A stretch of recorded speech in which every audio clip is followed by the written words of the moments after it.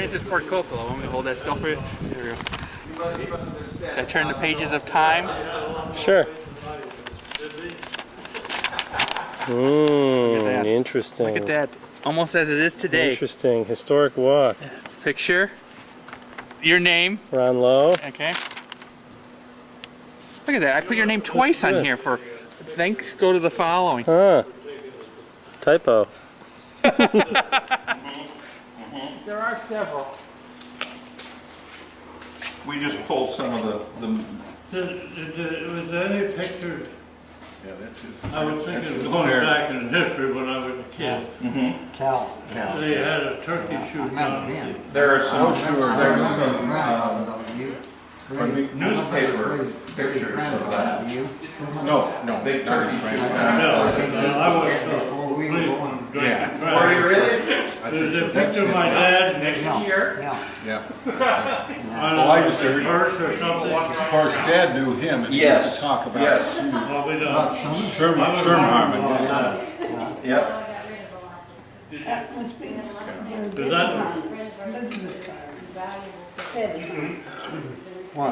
If you all are as excited as I am having come out here at what the city has done for this town by preserving this farm and keeping it from going to developers, it's just amazing. And having come out for the first time since and gone through the house again for the first time in about 20 years or more, we've brought back a lot of happy memories. We're going to talk about the Harmons today. This southeast corner of the town could well have been known as Harmon City because it was loaded with Harmons from time to time. And of course we have here Ray Harmon, who probably can correct me if I'm wrong with some of my information real quickly, but we're going to try to talk a little bit about the Harmon family, when they came out here, and then specifically this house where Ray was born some 89 years ago. about? Just and then we can go outside, take a look around the outside, look inside the barns. The city was a little nervous about our going in the barns because they're a little rickety, and they just would prefer that we look through the doors. Ray, I'm sure, would be able to tell us, and probably some of the others of you here, how the barns were used and what the difference between the two barns was, and that information. Then we can go on inside, go through the house and tour it and see some of the furnishings that were there. As I understand it, when George Hettinger, our councilman, came out here before the sale, he brought Ray through the house, and they picked out the things that Ray remembered as being here when he was a boy. And that's some of the furnishings that you'll be able to see upstairs. But let's go ahead and start to talk about the Harmons.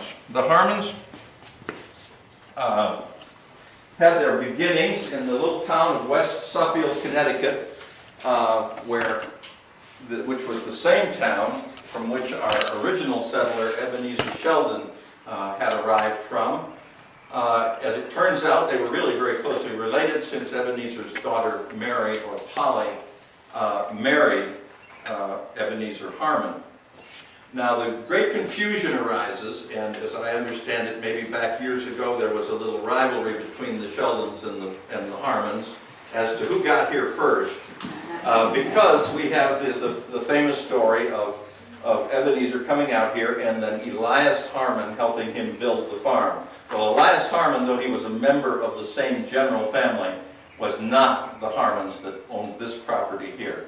He was another cousin. He was hired by the Connecticut Land, or no, by the Cuyahoga Big Beaver Land Company, who owned the township of Aurora, to come out and help Sheldon for the first summer that he was out here. Then he was given land and moved over to Manaway, and was was the second settler of Manaway, Abraham Honey being the first one over there. So though he was here in 1799, he was not a permanent fixture. So Sheldon is still the first fellow to arrive, and then he convinced his daughter and son-in-law to come out and settle, and they arrived. Ebenezer, Polly, and 3 children arrived in 1806. The baby at the time, Calvin was the baby at the time of coming out, and he was just a few months old when they made the trip from Connecticut via ox cart through Pennsylvania, over the mountains.